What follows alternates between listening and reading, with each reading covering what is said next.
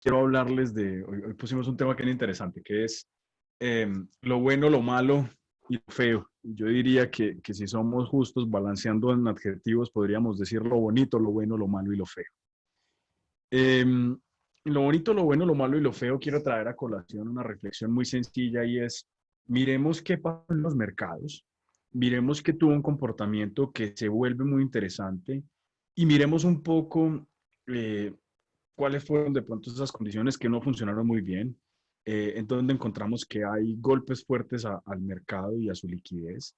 Y bueno, y por último, miremos lo feo, miremos cuáles son esos factores que de verdad ya desinflan, que uno ya, pues digamos que lo llevan a otro tipo de reflexión, ¿cierto? Y es cómo empezamos a pensar diferente nuestras inversiones, cómo empezamos a hacer un trading eficiente, un trading de alta efectividad, un trading digamos, con alta eh, consistencia, pero además un trading que tenga condiciones limpias, que tenga condiciones verdes, un trading que ayude a la evolución del mundo. Yo hace poquito en una clase un estudiante me preguntó pues que cuál era nuestra función social, ¿cierto? La del médico era curar gente, pero ¿qué hacía un trader?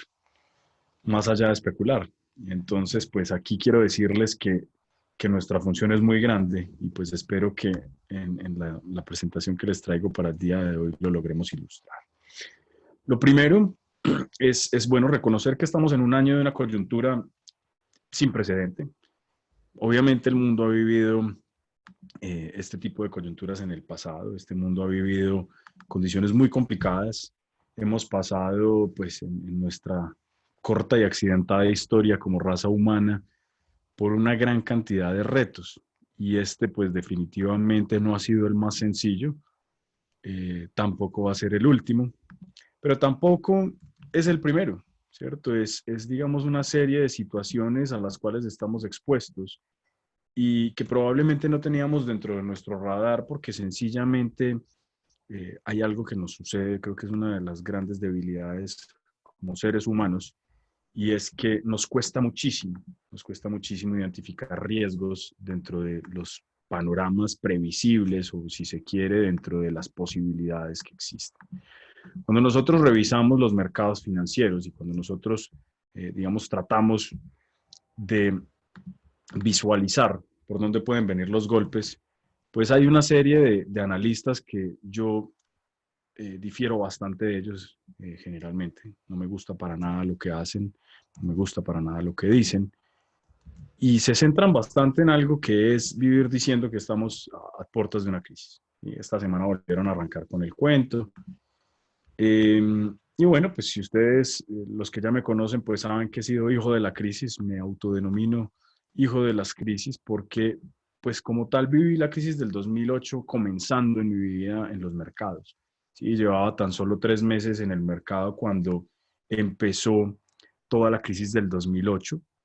En ese punto pues viví algo que fue muy crítico, me tocó pues de primera mano la quiebra de Lehman Brothers, me tocó eh, digamos, incursionar también en algunas lecciones más que errores de cómo no actuar, dónde no debíamos adivinar cuáles eran los momentos indicados para tomar realmente decisiones en el mercado y pues cómo tratar de navegar una situación que podía ser muy peligrosa.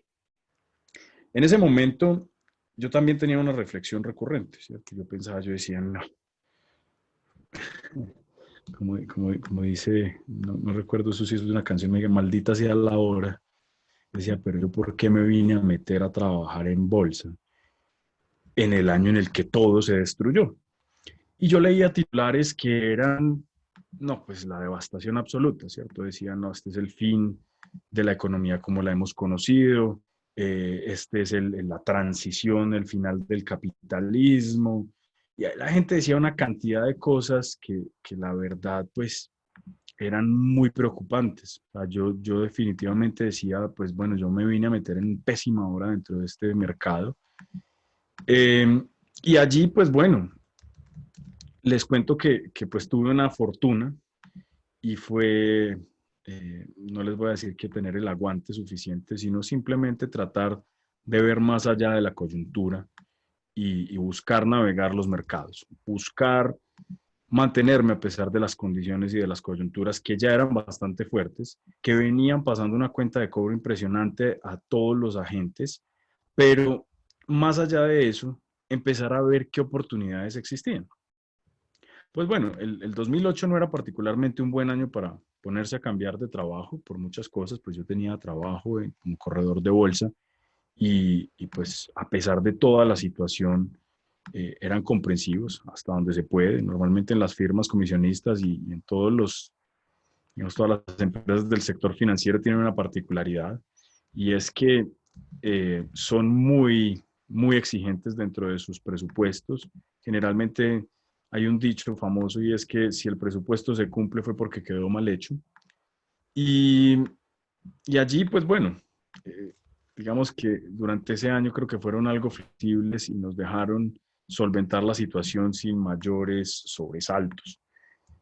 Naturalmente, pues después viene un proceso muy interesante. Para mí fue un aprendizaje enorme, donde navegué un mercado en una constante zozobra, con titulares de prensa que todos los días aseguraban que la nueva crisis ya estaba a la vuelta de la esquina y donde realmente logré conocer las construcciones patrimoniales más impresionantes de mi vida. De allí toda la vida he dicho en mis clases que me sueño y siempre he soñado con, con una nueva crisis, y no porque eso sienta que sea bueno, sino porque definitivamente, más allá de los libros de autoayuda que aseguran que las crisis son siempre una oportunidad, en los mercados financieros sí lo son. En los mercados financieros uno puede ver activos que destruyen el 90% de su valor y en cuestión de un par de meses recuperan lo perdido, lo cual los lleva a crecimientos del 100%, del 200% o muchísimo más. Sí, yo les contaba un poco, mi primera inversión en bolsa fue en Bank of America. Sí, Bank of America llega un día en la crisis del 2008, me llama un primito mío que estudiaba, que estaba trabajando ya en un banco en Miami, me dice, primo, pues yo no entiendo mucho de esto, pero Bank of America está cercana al dólar, a $1 por acción. Yo le digo, bueno, ¿y qué dicen? Pues porque ya habíamos visto una semana antes a Citi bajar también a $1 y hacer un rebote leve, pero mantenerse muy cerca del dólar. Y allí entonces, pues, digamos que tomamos una decisión, dijimos, bueno, no, pues juguémosla y metámonos ahí a ver qué pasa. Ahí cazamos unos dólares y eso fue varios años después. Eh, pues una de mis primeras, no solo fue una de mis primeras operaciones, sino también una de las alternativas de construcción más interesantes de patrimonio que he tenido. Claro, cuando era un estudiante y estaba, digamos, arrancando, pues eso fue bien importante para mí. Después vienen condiciones muy interesantes cuando ya era, digamos, eh, como corredor me tocó vivir otras situaciones, no con dinero mío, pero sí con portafolios que administrábamos. Ver Citibank cercano a $1 y ver después que todos los analistas decían que nunca en la vida la íbamos a conseguir más barata, cuando estaba alrededor de $27, y la vimos bajar a $1. Entonces, pues allí también una lección que quedó para mí en los mercados, y es que algo esté barato no significa que no vaya a seguir bajando. Sí, y aquí creo que lo hemos visto. Este año ha sido bien interesante para ese tipo de reflexiones. Entonces, como hijo de la crisis, pues me tocó, digamos, solventar muchas situaciones de estas. Ver, digamos, en el mercado colombiano cómo activos destruían el 75% o el 80% de su valor. Eh, y más que todo, como les digo, esos profetas de la crisis, esas voces que uno lee, esos personajes que son eh, digamos, tan tóxicos en el mercado, ya que la palabra tóxica está tan de moda, y viven diciendo que este es el final. Entonces, pues, a partir de esa situación, miren que hemos sobrepasado. Pasamos el 2008, en el 2009 más o menos, en marzo empieza a crecer la generalidad del mercado de valores. Si ustedes quieren ver aquí un poquito el histórico, lo podemos observar. Y después de ese crecimiento de la generalidad del mercado, se empiezan a dar unas condiciones muy potentes para la inversión. Sin embargo, los titulares seguían siendo muy malos. Yo me acuerdo que estaba en ese momento Ben Bernanke como director de la Reserva Federal de los Estados Unidos Y Bernanke presentaba un panorama donde él decía, hombre, mire, estamos en una situación donde pues sí, el mercado viene de un golpe muy fuerte, han sucedido algunas cosas, pero estamos confiados que vamos a salir. ¿Sí? Entonces miren que por aquí, marzo del 2009, empezamos a subir con una figura de reversión muy potente, un dummy gap que comienza a revertir todo este movimiento. Y cada que llegábamos a niveles estratégicos o a niveles técnicos complejos, por ejemplo, la llegada a los niveles precrisis, pues era ya el augurio del mercado que este ya iba a ser el final. O sea, que ya, digamos, el rebote había llegado a su máximo y que íbamos a generar una nueva supercrisis. Pues miren qué pasó. La historia, a pesar de todas las voces que se unían y decían que este era el acabose, pues miren dónde vamos. ¿Sí? Estamos hablando del Standard Poor's 500 como índice tal vez más relevante que hay hoy en día en los mercados de Estados Unidos, por encima del Dow para mi gusto. Pues pasó de los 1.500 y hoy en día estamos hablando de los 3.700, 3.673 puntos. Esta característica hace que nosotros reflexionemos realmente sobre la información que estamos recibiendo, sobre cómo concebimos las crisis y sobre cómo los mercados realmente reaccionan. Eh, Pasados este tiempo, pues digamos cuando engendramos este mini estancamiento en el periodo 2015, 2016 más o menos, también tuvimos ciertas voces que decían, bueno, el mercado está sobrevalorado, el mercado está llegando a máximos históricos, los modelos de valoraciones son un fracaso. Eh, claro, yo les digo una cosa, son un fracaso si uno se referencia con modelos de valoración eh, como los que teníamos, digamos, en flujos de caja libres descontados. Pero cuando uno entiende que el valor hoy en día no se concibe únicamente como los flujos de caja ni, los, ni el patrimonio tangible de las empresas, sino que el valor se concibe como es un constructo teórico, es un constructo mental, es un constructo intangible de las posibilidades de crecimiento que tienen las empresas. Realmente el valor hoy no yace en, en decir cuánto se está generando de utilidades este periodo. Ustedes deben de volver y analizar un poco lo que viene sucediendo con empresas como Tesla. Tesla no vale lo que genera. Tesla vale lo que todo el mundo espera que genere en un futuro. Y pues si alguien lo duda, pues revisemos dónde va, revisemos qué ha pasado en esa historia. Entonces ahorita lo podremos ver un poco. Entonces, bueno, para el final de 2018, para esta temporada donde hay una caída muy pronunciada en el mercado en la mensual, tenemos 3 meses de corrección muy importantes en ese último trimestre del año. También empiezan las voces de crisis, empieza un Uriel Rubini y empiezan a salir todos los profetas a decir que el nivel de endeudamiento que tienen los países a nivel mundial es insostenible y que eso nos va a llevar a la próxima crisis. El 2019, perdón, comienza a crecer con la zozobra que esto viene sucediendo, que esto puede pasar. Y entramos a un diciembre espectacular. Yo me acuerdo en ese diciembre hicimos plata hasta mal. Las posiciones fueron excesivamente rentables, todo el mercado seguía subiendo y mucha gente decía, bueno, ¿y esto hasta dónde va a subir? Porque claro, estábamos navegando tierra de nadie. Comienza a principio de año y recuerdo que hace poquito les traía en clase el IPO Report. El IPO Report de Ernst Young es un documento súper interesante que ustedes pueden consultar, donde Ernst Young recupera cuáles son las principales emisiones primarias que se hacen a nivel mundial. En este estudio, en el 2019, en cierre del 2019, ellos siempre construyen esto que se llama la IPO Sentiment Radar, ¿cierto? Entonces dicen, ¿cuáles son los principales temores que hay en la economía sobrevivientes? Y si ustedes revisan, en diciembre del 2019, les estoy diciendo que esta es una de las empresas de consultoría más importantes del mundo. De hecho, este documento, pues listo, miren que la data está eh, compuesta hasta algunos datos, digamos, hasta el 1 de enero del 2000, entre el 1 de enero del 2019 y el 4 de diciembre. Es decir, al 4 de diciembre, una de las consultoras más importantes del mundo no veía venir un golpe por el lado del coronavirus.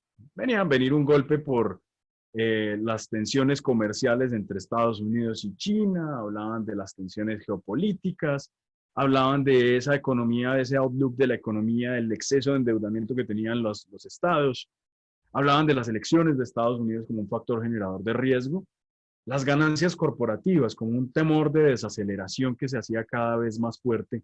Pero miren que los primeros casos de coronavirus se relatan en China y se relatan incluso ya, hay algunas voces que dicen que en Europa estaba desde finales de año, desde octubre, pero en China se relata más o menos desde septiembre. Comienza toda esa tensión y nadie veía venir el golpe por ese lado.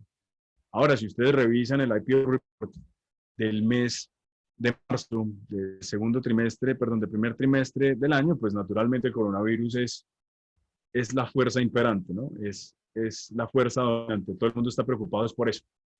El resto de las cosas, pues sí. Las elecciones presidenciales, pues sí. El precio del petróleo, pues, pero realmente el COVID se convirtió en el centro del fenómeno de riesgo nuestro. Varias enseñanzas que surgen entonces de allí y ahí es donde viene lo bueno. Lo bueno lo trato de sintetizar por una lógica y es que ha sido positivo no solo en el trading, sino en una perspectiva de un trading responsable, en una perspectiva de cómo nosotros desde nuestra actividad estamos generando un impacto positivo en el mundo. Algo que podríamos llamar de cierta manera trading con impacto social. Sí, y eso puede sonar contradictorio porque pues a nosotros nos tildan pues de especuladores como si fuéramos el diablo del planeta, pero realmente cuando nosotros vemos qué se ha logrado a partir del trading con todo lo que ha venido funcionando, pues encontramos que viene un choque muy impresionante en el mercado. Este choque pues trae unos decrecimientos en precios que hacía muchos años, bueno, realmente nunca me han tocado. Si yo les digo la crisis del 2008, una caída fuerte era del 5%, pero digamos en este contexto y hace un par de meses, en marzo veíamos movimientos en el día del 9% abajo, del 10% abajo, cosa que yo jamás en mi vida había visto. Esto es muy malo porque se destruye valor de forma muy acelerada, pero también es bueno, lo vemos en una lógica de eficiencia de mercados, y es porque los precios aterrizan rápidamente digamos, a un nuevo equilibrio en la demanda. Cuando nosotros tenemos mercados eficientes, vemos caídas muy lentas, pero recuperaciones a su vez supremamente lentas, recuperaciones que demoran mucho, mucho, mucho tiempo. En este caso, lo que tuvimos fue una caída muy acelerada, una recuperación que vino con muchísima potencia. Obviamente, pues veremos, hay mercados que se recuperaron y mercados que definitivamente se quedaron en una formación L, es decir, es una caída de formación beta, una caída donde tenemos un impacto en los precios y un sostenimiento en la parte inferior. ¿Qué acompaña a qué? Miren, aquí les puedo decir, bueno, uno, algo que nos ha dado la lección y en el IPO report yo creo que también aparece reflejado, es cuáles son los sectores que están teniendo éxito para conseguir dinero a nivel mundial, para fondearse. Y si ustedes revisan por sectores, pues en particular está, digamos, tecnología, eh, productos del consumidor, bienes industriales. Sí, es tal vez como lo que más fuerza presentan algunos mercados.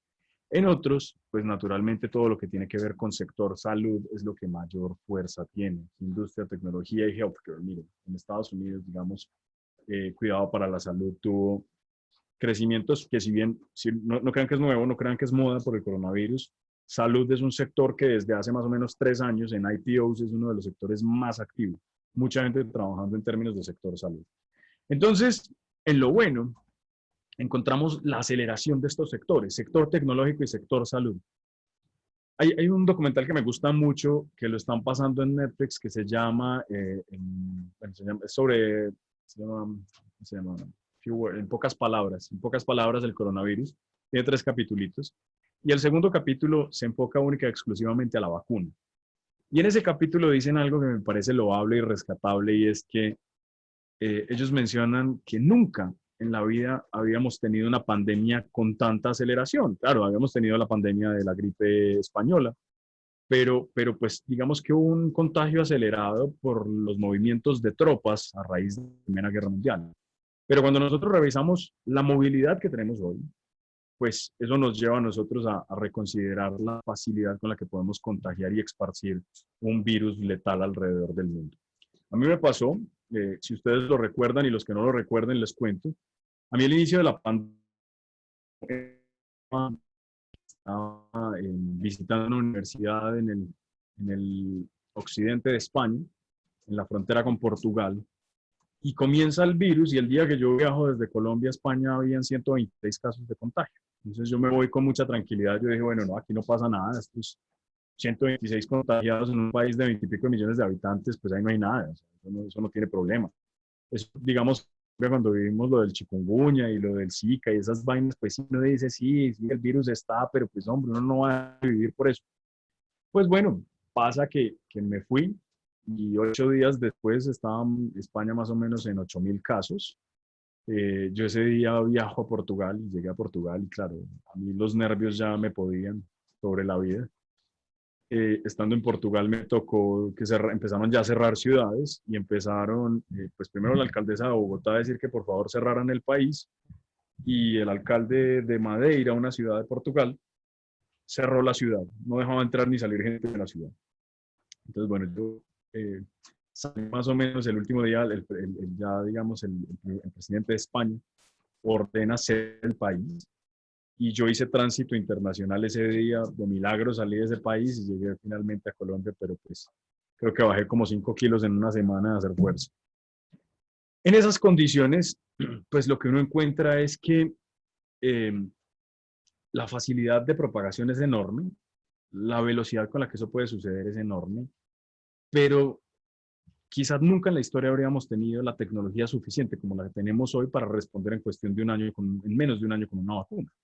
Si ustedes revisan, Moderna comenzó a trabajar más o menos en enero en el virus, clonó el virus y empezó, digamos, a hacer todos sus ensayos para una vacuna de tercera generación. Pfizer logra también algo en tiempo récord y a partir de esto vimos que más o menos en 3 meses habían ya vacunas en curso. En marzo, abril ya teníamos vacunas que estaban en primera etapa de formulación. Yo creo que eso jamás en la historia lo habíamos visto. Adicionalmente, una gran cantidad de condiciones que aceleraron y pues bueno, esto trae un valor muy interesante. Un valor muy interesante y aquí quiero traerles cuál fue, eh, digamos, lo bueno del año. Lo bueno del año está muy relacionado con esas farmacéuticas. Para nosotros, la acción de Moderna fue una acción que marcó una pauta muy interesante. Si ustedes se remiten a nuestro portafolio del fin del mundo, que así lo llamamos en marzo, lo llamamos la semana que yo llegué de Portugal, me senté a trabajar con Kevin un día, hicimos esta selección y comenzamos a vincular un par de acciones, de hecho aquí lo tengo guardado, espérense, lo traemos. Y quiero mostrarles que estas recomendaciones fueron excesivamente rentables. Yo les digo que aquí está mi mejor trade de probablemente de muchos años.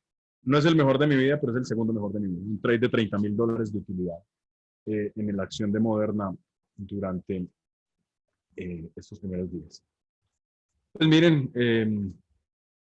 el portafolio de la salvación, o le decíamos el portafolio del fin del mundo, era un portafolio que estaba integrado por empresas que tuvieron una capacidad de respuesta muy acelerada a todo el tema de la pandemia y que fueron el reflejo de esa aceleración increíble que se dio. Espérense que está lloviendo tan duro y está sonando tan duro este micrófono. Fueron un reflejo impresionante, ahí me siguen oyendo bien, ¿no? Fueron un reflejo impresionante de ese apoyo o digamos de ese movimiento estratégico que se dio de forma acelerada hacia cubrir los mercados. Sergio, sí, el Bitcoin funcionó, pero ya todavía el Bitcoin no funcionó en ese momento. En ese momento el Bitcoin sufrió incluso un golpe más fuerte que el resto de los mercados. Ahorita si quieres lo comparamos. Ya digamos pasados los días y ya más en este segundo semestre el Bitcoin ha tenido un repunte interesante, pero en su momento no fue mayor el ejercicio. Digamos que bueno, en ese punto empezamos a vincular, recuerden que estábamos en marzo, para marzo lo que vimos fue un crecimiento muy interesante en los supermercados. Digamos, Kroger tuvo unos días muy potentes al alza, eBay respondió de forma maravillosa, AMD también ha sido uno de los trades del año, este lo tenemos que destacar porque también fue un hit impresionante. Miren la evolución después de marzo, cómo se dio esta formación de consolidación y después un movimiento supremamente agresivo al alza que la llevó muy cerca a los $100. Tuvimos, bueno, naturalmente Moderna, que les decía, Moderna la vinculamos cuando hizo este triángulo mayor alcista en pleno marzo. Me acuerdo que un día algún estudiante me dijo, profe, estas son las 5 empresas que están perfilando vacunas. Empezamos a estudiarlas. Aquí está también BioNTech, Regeneron, que Regeneron sí ha sido mucho más volátil, pero en su momento, miren, desde marzo, ¿qué fue lo que hizo? En marzo tuvo un boom gigantesco y después se devolvió con mucha fuerza. Algo también típico de las farmacéuticas, ¿no? Y BioNTech, que en su momento, pues miren, nosotros empezamos a mirarla en marzo y miren dónde va. O sea, es una acción que ha casi triplicado su valor en cuestión de este tiempo. Acciones mucho más conservadoras, pero que igual estaban ligadas a una respuesta a la coyuntura. Netflix fue una empresa que reaccionó de una forma muy acelerada. Y de hecho, nosotros decíamos, hombre, esta empresa tiene algo muy especial, porque mientras todo el mercado tuvo una caída, Netflix únicamente como que tuvo un descanso dentro de su tendencia alcista y se mantuvo con una potencia enorme. Eh, bueno, Amazon, pues sin duda alguna, yo me acuerdo que estábamos en plena caída, o sea, llevábamos 15 días cayéndose los mercados a un ritmo impresionante y Amazon llega y anuncia que iba a contratar 150,000 nuevos empleados. O sea, yo decía, esto es una cosa muy loca, es una cosa absurda porque es que una empresa que empiece a contratar en esta situación, pues bueno, lo vimos con Netflix y naturalmente cuando uno revisa, pues no era simplemente bluffing. Realmente lo que estaban haciendo era que se les incrementaron las operaciones a un nivel, pues que han logrado duplicar sus utilidades en lo corrido del año y lo que están mostrando son crecimientos impresionantes en sus utilidades y en sus dividendos. Por otra parte, si nosotros miramos qué venía pasando en empresas pues interesantes, Pepsi, que fue una empresa más de ciclo defensivo, o una empresa como Walmart, que sí ha tenido unos picos muy interesantes desde marzo, pues porque naturalmente ustedes se acuerdan que lo primero que pasó en la pandemia fue que se empezaron a agotar muchos productos, entre ellos el papel higiénico y la pintura para el pelo. Y bueno, naturalmente si ustedes revisan, todo el sector de retail ha sido un gran beneficiado de esta situación. Entonces, dentro de lo bueno, nosotros podemos decir que hay, hay algo muy potente. Yo soy muy insistente en algo, creo firmemente en la diversificación como un mecanismo para generar riqueza. Y esto nos lo enseñó de una forma muy potente la pandemia. Digamos que los sectores más diversificados en términos de retail, de bienes, digamos, de servicios públicos, todo lo de utilities, se comportó de una forma excepcional. Todo lo que es de tecnología se comportó de una manera excepcional, que se comportó muy mal toda la industria tradicional. La industria tradicional ha tenido unos golpes muy potentes y ahorita lo miraremos en lo que... Algo que me parece muy loable es que esto ha generado una aceleración tecnológica que probablemente otras días nos habría tardado muchísimos años. Esto hizo que muchas personas entraran en una era tecnológica, que entraran en la conectividad. Ahí vemos, digamos, lo que ha sucedido con empresas como Zoom, lo que ha sucedido con empresas como Salesforce, lo que ha sucedido en empresas pues, que tienen, digamos, una estrecha relación con la conectividad y con los mercados financieros. Miren, Zoom fue una empresa que a partir de marzo, miren, esto es marzo, claro, ha tenido una corrección muy importante, pero es una acción que pasó de $169, $150 al principio de marzo y ha marcado un tope o una cota en $586. ¿Sí? Son movimientos demasiado, demasiado potentes. Carlos, hay varias personas que hablan de un crash porque hay personas que toda la vida hablan de un crash. Todos los días dicen que va a haber un crash. Si tú lees a Nuriel Rubin, yo creo que él no tiene un solo tweet en su existencia donde diga que el mercado va muy bien y que va a seguir creciendo. Él vive diciendo eso. Yo les he enseñado algo a mis estudiantes y es que, miren, el día que haya un crash lo vamos a aprovechar, como lo hicimos con la caída de marzo. Pero mientras no haya una caída, no le pongan mucho cuidado a esa gente, porque esa gente vive en eso, vive en función de esto. Las aerolíneas, ahorita los hablamos un poquito, Cancún, yo creo que hacen parte de lo malo, yo creo que son sectores bonitos, todo lo que tiene que ver con turismo y aerolíneas, pero que han sido grandes perdedores en esta situación, aunque hay excepciones. Yo insisto en Ryanair, me mantiene aterrado y Cancún me podrá decir por qué. Ryanair me parece que ha tenido una defensa en todo este movimiento que es excepcional. Entonces, muchachos, con el portafolio que nosotros decíamos que era el portafolio del fin del mundo, donde teníamos farmacéuticas, tecnológicas y empresas de retail y algo de limpieza como Clorox, pues logramos ganancias demasiado, demasiado. Eso fue, digamos, un proceso donde en el primer semestre del año llegamos más o menos a una rentabilidad del 168%. En el primer semestre del año. Yo jamás en mi vida había hecho una cosa así. Yo he rentado cosas grandes, pero en un semestre el 168% es una cosa excepcional. De allí, pues bueno, podemos mirar qué más es lo bueno. Bueno, lo bueno en otras condiciones es cómo se ha reconfigurado entonces la economía mundial. La economía mundial, díganme, en mi país todavía hay gente que insiste que los mecanismos de salida de la crisis son la minería y el petróleo. Y pues, con el perdón que se merecen, pues les quiero decir que creo que están bastante equivocados. Si nosotros miramos un poco eh, las acciones, ¿sí? Los stocks, hoy en día, ¿dónde está el top de capitalización? ¿Cuáles son las empresas donde mayor valor están reconociendo los mercados? Que esto no es más que una señal clara para que la gente entienda qué es lo que vale. ¿Sí? Pues miren que aquí tenemos pura tecnología. Microsoft, Apple, Amazon, Alphabet, Facebook, Tencent, jueguitos y o que a los que les gusta jugar en celular. Alibaba, Tesla, Berkshire Hathaway, es un muy buen holding, señor Warren Buffett, gran maestro. Visa, Taiwan Semiconductors, Walmart. Miren que aquí aparece la primera empresa que tal vez no es de un corte tan tradicional, Johnson Johnson, farmacéutica, pero bastante funcional. Por aquí aparece un banco. Pero miren dónde está hoy en día lo que muchos consideraban como el motor del valor a nivel mundial, hasta hace más o menos 20 o 30 años. Ya ni la veo. Por aquí está Chevron Texaco, pero ¿por dónde está ExxonMobil? Debe estar un poquito más arriba. Sí, aquí está. Miren, la que fuese la empresa más grande del mundo durante al menos 30 años, mírenla dónde está. Ya es una empresa que está de la segunda página para abajo. Esto nos tiene que llevar a pensar algo. Hace 5 o 6 años, esto era una empresa que hacía parte del top 10. Hace 30 años era el dueño indiscutible del balón. Y hoy es una empresa de segunda página. Es una empresa que, pues que sí, que vale billete, pero yo les voy a mostrar una cosa muy simple.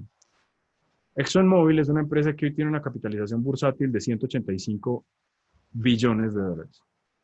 Si ustedes revisan cuánto es el efectivo disponible en una empresa como Apple, vengan, lo miramos, que es una empresa que tiene y se caracteriza por mantener una caja enorme. De hecho, pues ya se les volvió un problema porque pues, lo que hicieron fue hacerle caso a Carl Icahn y empezar a recomprar acciones porque definitivamente no tienen cómo, pues no tienen cómo comprar empresas pues, que estén dentro de su core de negocio y que les permita pues, seguir funcionando de una forma eficiente. Entonces, miren, el efectivo disponible de, de Apple, les voy a mostrar, asciende a la módica suma. ¿Esto cómo estará tasado? Se mira abajo cómo está expresado. En millones de dólares.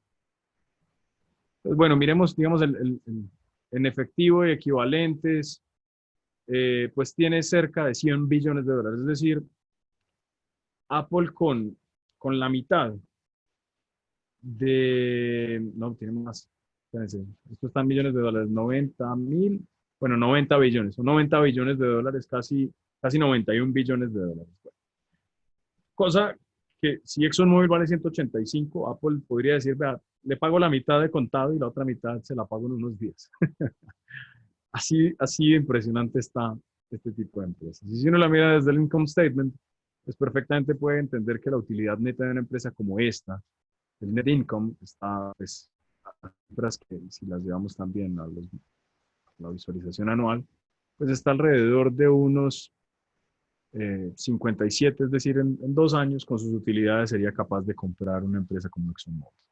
Entonces, claro, allí viene una cosa que es difícil de comprender, pero el valor que está generando la tecnología, así muchos concluyan que Apple no innova en nada, sino que simplemente lo que hace es vendernos el mismo celular, pero más delgadito y con una pantalla más grande y con menos batería, pues a pesar de que muchos piensen eso, pues la empresa sigue generando valor, y la empresa sigue subiendo, y la empresa sigue marcando, pues tanto así que al final o en un periodo intermedio de la pandemia tuvieron que hacerle un split y simplemente fraccionarla, porque pues es algo que se vuelve crítico y se vuelve bastante complicado de manejar. Entonces, para mí algo de lo bueno es aceleración que vivimos en los cambios sectoriales. Sí, uno dejar de pensar en una economía basada en carbono, uno empezar a pensar en una economía que tiene como objetivo la vida humana, o sea, es decir, que seamos viables como raza humana y no que sigamos pensando que vamos a ganar unos pesitos más especulando con Ecopetrol aquí en Colombia. eso me parece que es absurdo y definitivamente eso nos condenó al atraso durante muchos años, nos va a condenar al atraso durante muchos años. Miremos qué más hay dentro de lo bueno, ya les voy respondiendo preguntas. Digamos, aquí que me preguntas, Rodrigo, lo de Airbnb me parece desafortunado, es porque cayó en un muy mal momento. O sea, me parece muy interesante la empresa, es un modelo de negocio sin duda alguna excelente, pero creo que es un momento donde quién sabe cuánto tiempo nos demoraremos para volver a viajar en forma y para volver a utilizar ese tipo de servicios. Yo les digo, pues yo, donde tenga que viajar o y quedarme en la casa de otro, mmm, no, no me gusta verme con nadie. Me gusta verlos por aquí, pero el resto no. Entonces creo que eso le va a costar un tiempo, sobre todo en mercados grandes para ellos, como es Estados Unidos, que es un mercado que está demasiado disparado en términos de contagio. Obviamente, en la medida que venga la vacuna y que la vacuna tenga un uso eficiente y que se logre una inmunidad colectiva, pues esto va a tener un mejor desempeño. Y Miguel, claro, cuando quieran la hacemos. Cuando quieran la hacemos. No hay ningún problema. Albertini, mira, el tema de la cotización de agua me parece que es bastante complejo. Porque la cotización en agua, eh, pues sí, nos trae a colación una cosa y es que el agua no es un bien infinito, el agua es un bien escaso, ¿sí? Es un recurso natural muy escaso. Quienes conocemos zonas desérticas, pues sabemos que cuando no hay, es algo desastroso, ¿sí? Yo, digamos, hace más o menos 10 años fui por primera vez a La Guajira, que es la zona norte de mi país. Eh, es una zona completamente desértica. Y pues digamos pasaban varios días donde no había agua dulce, entonces pues uno sí, para tomar de pronto, pero pues uno no tenía cómo bañarse, uno no tenía cómo hacer una gran cantidad de cosas, entonces la vida ya era un poquito incómoda, yo soy algo escrupuloso cuando me unto de algo en las manos, entonces la sensación de uno no poderse lavar las manos y quedar como con una piel lisa y tersa es una cosa complicada. Más allá de eso, pues también cuando hemos tenido periodos, en mi ciudad una vez hubo un desastre natural, una avalancha y se llevó las tuberías del agua, entonces estuve también sin agua como un mes. Eso suena como si fuera muy desarrollado, pero pues cuando ustedes entiendan en dónde vivo, vivo en una montaña, la topografía aquí es supremamente compleja y esto nos dejó también una buena reflexión. Somos una ciudad llena, muy cercana al páramo, muy cercana a una montaña nevada de los Andes, que es el Nevado del Ruiz, el Nevado de Santa Isabel y el Nevado del Cisne. Tenemos pues, ecosistema de páramos y nos quedamos sin agua. Entonces creo que esas reflexiones siempre lo llevan a uno a pensar que es un bien escaso, es un recurso muy escaso, absolutamente necesario. Cuando empieza a cotizar en bolsa, yo no digo propiamente que estemos hablando, como decían los titulares de prensa, que este es el fin del agua. No, este no es el fin del agua. Creo que la tecnología nos ha llevado a encontrar algunos mecanismos de salida. Eh, las plantas de desalinización pues son, digamos, un elemento funcional que a futuro seguramente va a ser una tecnología que se puede escalar y puede funcionar muy bien. Y en esas condiciones, pues, creo que el reto del agua y el reto de la humanidad, pues claro que tiene que venir por un principio de conservación, pero también hay tecnologías que nos pueden ayudar a mejorar esa situación. Puntualmente, lo que veo es una oportunidad muy interesante con lo que surge en California y es que, claro, California es una zona también semidesértica en algunas partes y desértica en otras. La agricultura tiene una condición única, muchachos, y es que para que haya agricultura en cualquier parte del mundo tiene que haber agua. Los israelíes han sido unos genios, han logrado desalinizar agua salada, han logrado hacer riegos a partir de agua salada, pero pues obviamente desalinizando y generando unas condiciones importantes para sus suelos. Y también entendiendo que hay una forma más eficiente de hacer las cosas. Hoy en día el 85% del agua potable del mundo se utiliza en agricultura. Eso es una barbaridad, reconociendo que hay otras zonas que no tienen agua. Entonces, el tema, digamos, de que empieza a cotizar surge precisamente como una respuesta a los agricultores. Los agricultores en California están teniendo un problema y es que el agua se las cobran como si valiera oro, ¿cierto? Es carísimo, es costosísima. Tal vez puede ser uno de los costos de producción más grandes asociados hoy a la agricultura en California. Entonces ellos empiezan a decir, venga, nosotros necesitamos un mecanismo para cubrirnos de este riesgo. ¿Sí? Yo quiero que si de pronto a principio de año o digamos en la temporada fría, los precios del agua están a un buen nivel, pues yo los compro de una vez al precio de inicio de año y no en la temporada de verano donde me van a cobrar durísimo. Entonces realmente lo que lo crean es como un mecanismo de cobertura, es un futuro. Digamos, si yo tengo un portafolio eh, no sé, un portafolio sobre acciones del Standard Poor's 500, pues vendo el futuro del Standard Poor's 500 para asegurar un precio de venta. O si por el contrario, yo tengo que comprar, no sé, eh, futuros del Bitcoin, aunque el futuro del Bitcoin, pues ¿para qué compran los futuros del Bitcoin si vale lo mismo que el Bitcoin? Para eso compran Bitcoins. Pero si necesito, digamos, mantener a futuro, conservar un precio antes de una fluctuación fuerte, pues precisamente lo que hago es comprarlo de una manera que sea eficiente. Entonces, lo crearon más como un mecanismo de cobertura para los agricultores. No es cierto que lo hayan creado porque ya vieron el apocalipsis llegando. Lo que pasa es que sí es alarmante, ¿cierto? Que uno diga, uy, ya el agua no es gratis, ya el agua cotiza en bolsa.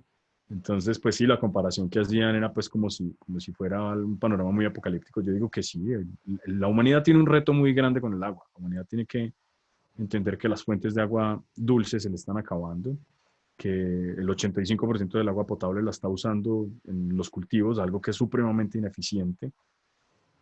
Entonces, pues creo que ahí sí vale la reflexión, pero entender que el uso no es porque se esté acabando, el uso es porque es un mecanismo de cobertura.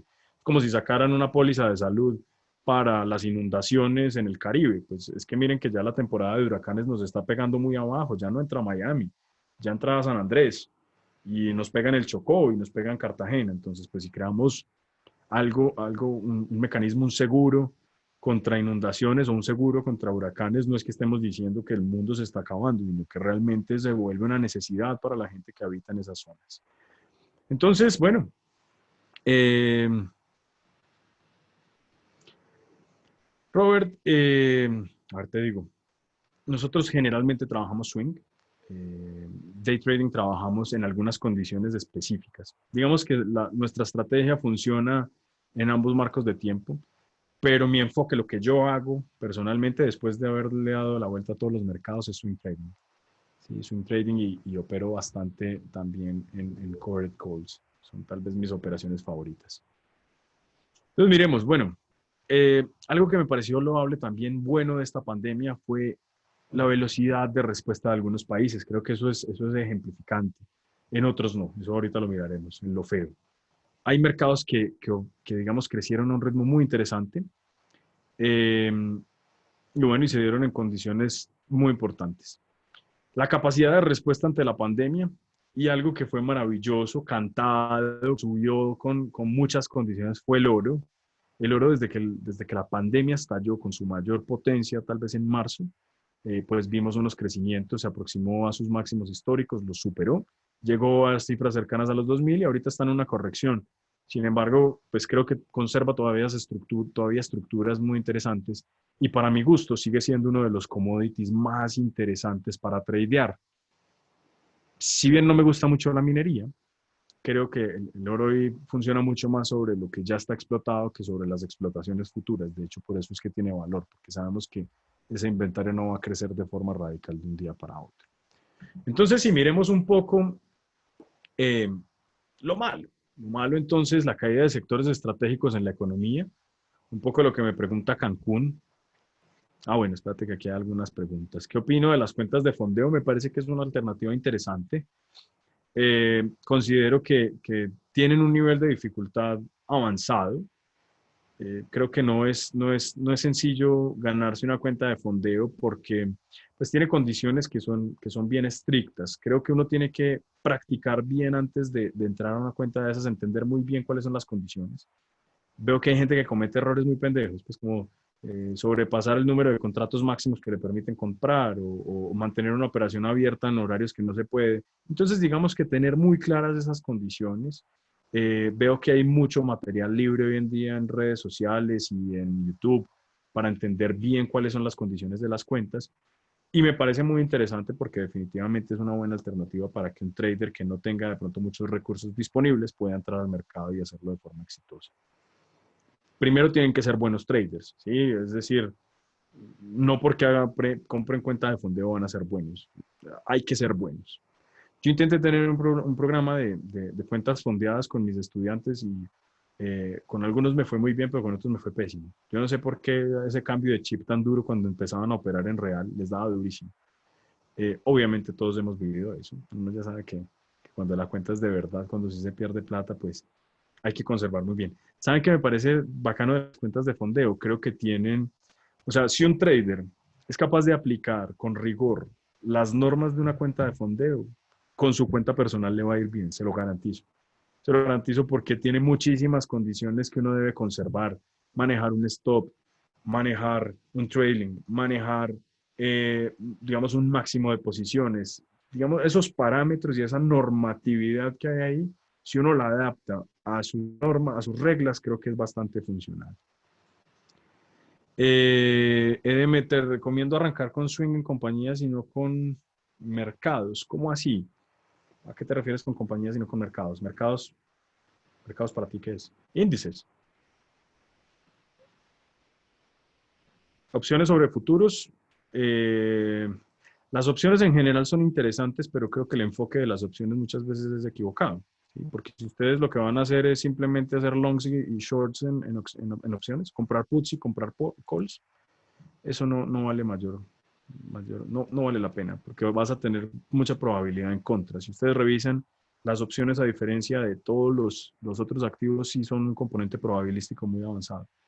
Vale la pena pegarle una revisadita porque es que las opciones te permiten hacer muchas estructuras donde mejoras probabilidades. Entonces, digamos, comprar un futuro y vender una opción sobre ese mismo futuro puede ser una buena alternativa, o vender el futuro y comprar, perdón, y vender un put sobre esa opción puede ser, sobre ese activo puede ser una buena alternativa, o estructurar operaciones un poco más complejas como collares o operaciones como, no sé, se me ocurre un strangle, que son operaciones compuestas por varias opciones y funcionan bastante bien. Eso para mí es tal vez lo más interesante en opciones porque mejoras muchísimo las probabilidades. La gente que hace binarias tiene un problema muy grande, tiene el tiempo en contra. Cada que pasa un segundo, su valor de la opción decae y normalmente pues tiene muchas probabilidades en contra. Tiene en contra no solamente el precio al que compra, sino la prima que paga. Por ende, su punto de break-even está muy lejos del precio inicial. Esa es la gran diferencia que si nosotros lo hacemos comprando el futuro directamente o algo así. Tienen algo ventajoso y es el apalancamiento que te permite utilizar. Felipe, el dólar, mira, yo insisto en algo que el que predice sobre el precio del dólar está equivocado. Todo el que prediga está equivocado. Hace poquito me pidieron en la universidad que les sacara unas proyecciones sobre el dólar, pues lo que hice fue ilustrarles un panorama. Simplemente encuentro que la mayoría de los agentes financieros del país, de Colombia, están apostando a un dólar relativamente estable. Es un dólar que está entre los 3.300 y los 3.600 pesos en el rango superior y el inferior, entre 40 encuestados. Si miras un poquito el comportamiento en términos aleatorios del precio, modelándolo como una variable aleatoria, con un modelo de Monte Carlo, mis hallazgos pues muestran que el precio puede estar oscilando más o menos entre los 2.900 en la parte inferior a más o menos 2 años, pero obviamente yo un panorama de 2 años yo no le creo absolutamente nada. Eh, pero fue lo que dio. Sí, yo le digo lo que dio el modelo. Y en la parte superior hasta los 4.900 pesos. Es muy amplio el rango de variación. Naturalmente, si revisas la volatilidad promedio de los últimos años en Colombia ha sido alrededor del 30%. Eso pues nos pone en una situación donde si tú tienes una acumulación de esas volatilidades, pues el precio es explosivo. Si revisas dos panoramas, ya desde un punto de vista fundamental, que no es lo que más me gusta, vas a encontrar dos fenómenos opuestos. Uno, un panorama fiscal que se está deteriorando cada vez más en Colombia por todo el tema de la pandemia y pues, naturalmente por la desaceleración económica. Salieron cifras en estos días del DANE sobre crecimiento económico y lo que muestran es un deterioro impresionante en la mayoría de los sectores. Construcción cayendo al 25%, eso me parece una barbaridad. En la demanda agregada, pues importaciones cayendo, exportaciones cayendo, la parte de inversión directa, pues de formación bruta de capital cayendo a un ritmo acelerado, consumo relativamente sostenido. Pero pues eso lo que está mostrando es que la caída va a ser mucho más fuerte de lo que se piensa y creo que el país va a tener que hacer un sobreesfuerzo en reactivar su economía. ¿Esto qué implica? Que se va a deteriorar mucho más el panorama fiscal y bueno, pues pienso que si viene un deterioro en la calificación de riesgo para Colombia, aunque pues las calificadoras dijeron que seguía en triple B menos y que se la dejaban ahí por el momento, allí puede venir una presión alcista sobre el precio del dólar. Si miras el DXY, que es el índice del dólar contra las 5 principales monedas pares, vas a encontrar que se sigue deteriorando. El precio del dólar sigue bajando. ¿Por qué? Porque Estados Unidos implementó una política expansiva como saben hacerlo, ¿sí? Sin miedo, inyectando dinero a la economía con todo, imprimiendo todo lo que tengan que imprimir y metiéndole plata a la gente en el bolsillo. ¿Eso qué hace? Pues que hay una pérdida de valor con respecto a los otros activos, eh, pero, pero, pero pues definitivamente hay digamos, un incremento en su economía. Entonces, bueno, creo que el panorama de dólar no es muy claro. Creo que un 3.500, un 3.600 podría funcionar bien. Bueno, miremos un poquito y aquí les respondo un poco a una pregunta que me están haciendo. Miren, la caída de sectores estratégicos en la economía me parece que es compleja. Eh, hay en particular algunos sectores que vengo revisando para el rebote, ¿sí? Como esperando a ver en qué momento empiezan a mostrarnos un mejor panorama y cuándo nos dan una oportunidad de entrada interesante y puntualmente aerolíneas y todo lo que tiene que ver con hospitality, ¿cierto? Con los sectores que son fuertes. Andrés, dos libros. Hay uno que es un clásico, que es el de Murphy, el libro de análisis técnico de los mercados financieros. Y uno que sí me parece ya un poco más avanzado, pero muy interesante, es el de Bill Williams, del enfoque caótico del mercado. ¿Sí? Es indicadores basados en mercados caóticos. Pero bueno, vuelvo y les reitero, digamos, en esta parte. Si nosotros miramos un poco qué está sucediendo con estos mercados, pues hay un rebote muy potente en algunas condiciones, digamos, lo que veíamos pasando con empresas como Boeing, una destrucción de valor que al principio de la pandemia llegó a ser pues una cosa dramática. Bueno, pues aquí están empezando a mostrar un cambio de tendencia en la diaria que puede llegar a ser interesante. Naturalmente ustedes saben que el tránsito de la pandemia pues ha tenido un impacto bastante importante. La que me impresiona, Ryanair, ahorita le decía a Cancún, mira Ryanair, ya está por encima de valores precrisis, eso me parece una locura. Fue la aerolínea que más rápido se recuperó y mira dónde va. Sí, mira aquí la caída de marzo y mira dónde está despegando. Eso se ve súper potente. Mientras que su querida United Airlines, no mentira, United también empezó a rebotar. Un rebote muy parecido al que ensayó. Sin embargo, ustedes saben a veces que cuando las caídas son tan pronunciadas, los rebotes, el primer rebote normalmente falla. Aquí lo que vemos es que hay una consolidación más potente y ahorita está mostrando un perfil alcista interesante. Creo que estas aerolíneas en su mayoría lograron solventar el movimiento y salir avante con toda esta situación. Y bueno, y todo lo que tiene que ver ya, digamos, con Royal Caribbean, con todas las empresas dedicadas a los cruceros, esas también tienen un golpe muy fuerte. No sé qué tan rápido sea el levante desde allí. Aquí está nuestra famosa Bianca, que ya ni se ve. Ya la sacaron de la bolsa de Nueva York. Eh, entonces, bueno, ahí vale la pena empezar a mirar empresas, uno, que han tenido desempeños superiores a pesar de la crisis. Por ejemplo, me parece muy interesante empezar a visualizar Ryanair, darle un seguimiento a este tipo de acciones porque, claro, este comportamiento atípico lo que está mostrando es que hay una fortaleza relativa en el mercado muy diferente. ¿Sí? Bueno, espérense, me devuelvo que aquí hay mucha pregunta. Entonces, una respuesta a algo que me decían, ¿qué opino de los mercados latinoamericanos, del mercado colombiano puntualmente? Pues les voy a decir, bueno, uno, es la dificultad que experimentan algunos países, Colombia en particular me parece, y en general Latinoamérica lo veo muy enredado. Muy enredado porque antes de la crisis del coronavirus ya venían teniendo problemas. Tienen un problema puntual de productividad. Son países que no han logrado transitar desde una matriz productiva de materias primas hacia algo que tenga que ver con tecnología, que por lo menos sea una implementación de un sector intermedio. ¿Sí? Nosotros vemos que industria sigue siendo la cenicienta de Latinoamérica, la industria no crece en Latinoamérica. Lo que vemos creciendo es sector financiero, vemos creciendo la construcción y vemos creciendo algunos sectores específicos, pero no estamos logrando generar mecanismos de encadenamiento productivo que logren impulsar el continente. Colombia no es la excepción. Si revisan para mí lo feo, son los bonos y lo emergente. Los bonos porque ya tienen un espacio de valorización ínfimo, o sea, creo que ya estamos a puertas de empezar a rentar negativos en muchas economías. Ya lo han hecho las economías europeas, las asiáticas, algunas de las asiáticas como Japón, pero pues Alemania rentando negativo, Francia rentando negativo, Estados Unidos muy cercano a rentar negativo. Eso pues tiene que alarmarnos un poco porque los mercados de bonos pues tampoco aguantan hasta un nivel infinito, ¿cierto? No podemos bajar de forma infinita regalando plata. Es algo que decía alguien y es que los bonos en muchas economías ya se volvieron pseudodinero. Allá la diferencia entre un billete y un bono es que con el bono pierdes plata. Eso es una cosa alarmante, eso ya no es ningún tipo de inversión, eso ya es una cosa supremamente preocupante. Entonces, en el caso colombiano, en particular a mí me impresiona mucho su comportamiento. Yo vengo observando con mucha preocupación un comportamiento y es una formación en L.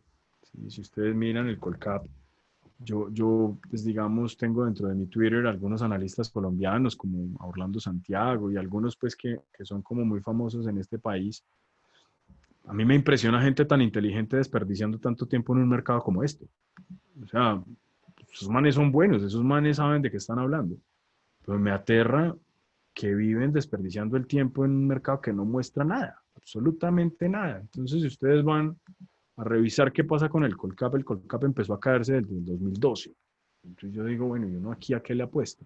Sí, ahí tiene un repunte, pero miren cuál es la caída, miren la dimensión de la caída y miren dónde va. ¿Sí? Miren estos históricos. ¿Sí? Esto tuvo una caída muy fuerte, tuvo un rebote muy importante hasta el 2012 y miren desde el 2012 qué ha hecho. Nada, bajar, bajar. Nosotros realmente en el mercado colombiano tenemos una década perdida. Perdimos una década en inversiones. Si miramos la tradicional y mucho menos riesgosa de industria americana, Standard Poor's 500, miren qué ha pasado en estos 10 años. ¿Sí? Este es el 2012 de ellos, el 2012 nuestro, pues fue el pico. Miren dónde van. Entonces, mientras el Standard Poor's 500 ha tenido una multiplicación del capital de un 300% en estos 10 años, o un 400%, nosotros en el mercado colombiano hemos tenido una destrucción de capital bastante significativa. Yo les soy muy sincero, yo insisto, Colombia está muy barato, las acciones colombianas están muy baratas. Yo hace poquito tuve unos días unas acciones de Grupo Sura, me gusta mucho Grupo Sura, me parece una empresota, porque es una empresa enorme, es una empresa que tiene muchas condiciones para generar rentabilidad, es el dueño de las pensiones de toda Latinoamérica. Me salí como a 23.000 y pico, pues ya mamado, porque es que eso no se mueve, eso sube un día 100 pesos y al otro día baja 200. Y así, y así se van yendo. Entonces, bueno, ahorita sí tiene un rebote, puede que se pueda aprovechar, pero les garantizo que hay 100 empresas más interesantes para invertir en otros sectores en otras partes del mundo. ¿A qué se debe esto? Principalmente es un problema de liquidez. Y es un problema de liquidez porque yo dudo mucho que un inversionista especializado con un buen nivel de selección, pues prefiera sectores de servicios o sector petrolero o unos sectores tan básicos como los que manejamos acá, sobre sector tecnológico o healthcare o industrial de alto nivel como el que estamos encontrando en otras latitudes. Y eso es lo que nos ofrece desde el punto de vista económico la movilidad del capital y es lo que nos ofrece a nosotros la gran posibilidad de invertir en mercados donde las tasas internas de retorno son muchísimo mayores a las empresas que nosotros tradicionalmente podemos conseguir. De lo del agua ahorita hablé, no sé si de pronto no estabas, Mauro, pero en temas del agua creo que es interesante porque es una cobertura para los agricultores, creo que es un muy buen mecanismo de cobertura para los agricultores, ya que el agua se está convirtiendo en una materia prima muy compleja de manejar y porque además la agricultura es muy inconsciente en eso. En la agricultura se está utilizando más del 85% del agua potable del mundo. Eso es un desastre. No sé si esta clase queda grabada que, o de pronto para que él pueda volver sobre lo que estuve hablando del agua, porque estuve hablando un ratico largo, pero ahí tienes de pronto la grabacióncita para que le pegues una chequeadita. Eh, Víctor, ¿qué tan estables son los mercados a fin de año? Miren, los mercados a fin de año se secan un poquito. Lo que pasa es que también han pasado tantas cosas ya que los mercados han cambiado. Antes, pues la norma de sell in May and go away era inviolable. En mayo los mercados se secaban y uno tenía junio y julio como si no pasara nada, como si fuera una foto. Lo que hemos visto en el junio y julio de este año ha sido un movimiento increíble. Entonces, pues no podemos decir que los mercados son ni mucho menos predecibles en esos ciclos y que son pues estandarizados en esa parte. Pero uno sí encuentra de pronto a final de año hay un poquito menos liquidez, se mueve un poquito menos, son un poquito más inestables, hay brincos en los precios en algunos activos, pero si se mantienen en activos tradicionales, pues el comportamiento normalmente es conserva la tendencia, se mueve común y corriente. A veces en enero vienen un poquito de liquidaciones o a final de año por empresas que toman utilidades, ¿sí?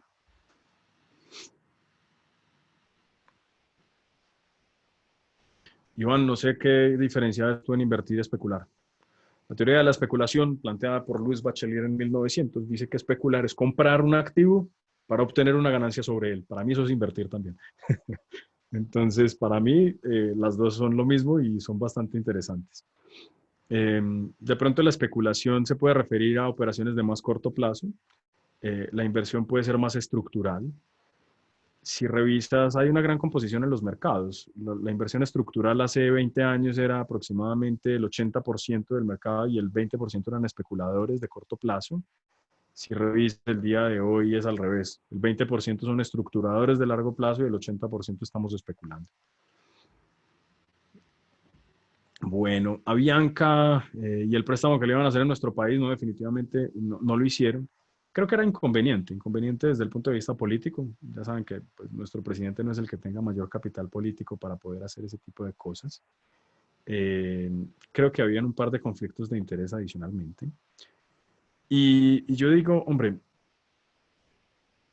somos víctimas de nuestro propio invento. Colombia es un país de monopolios. Colombia es un país que defiende los monopolios por todas partes y eso es algo bastante grave.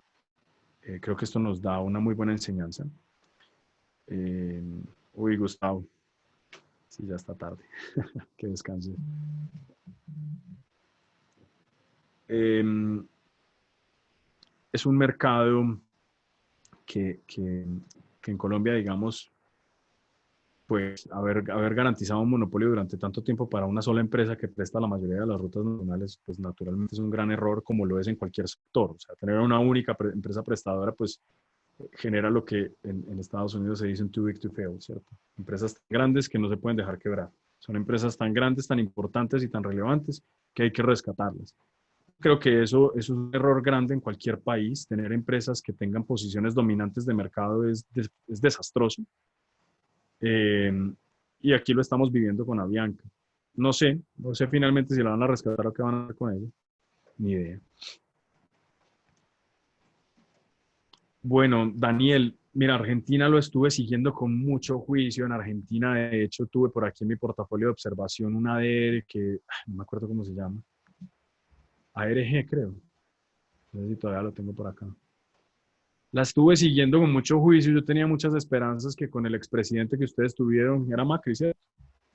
Se generara un poquito de fuerza en los mercados, se defendiera un poquito ARGT. Es este. Un poquito de fuerza en los mercados, pero después vino una caída fuerte. Miren, ¿qué veo yo en Argentina? Veo que es un país que tiene por el momento un desorden monetario complicado de pilotear. El rebote ha sido bonito en los últimos 3 meses, pero la caída pues, desde principios del 2018 pues, ha sido bastante pronunciada. Aquí empieza a mostrar como un poquito de punto de inflexión. Sin embargo, a mí lo que me preocupa de Argentina es el desorden macroeconómico que tiene.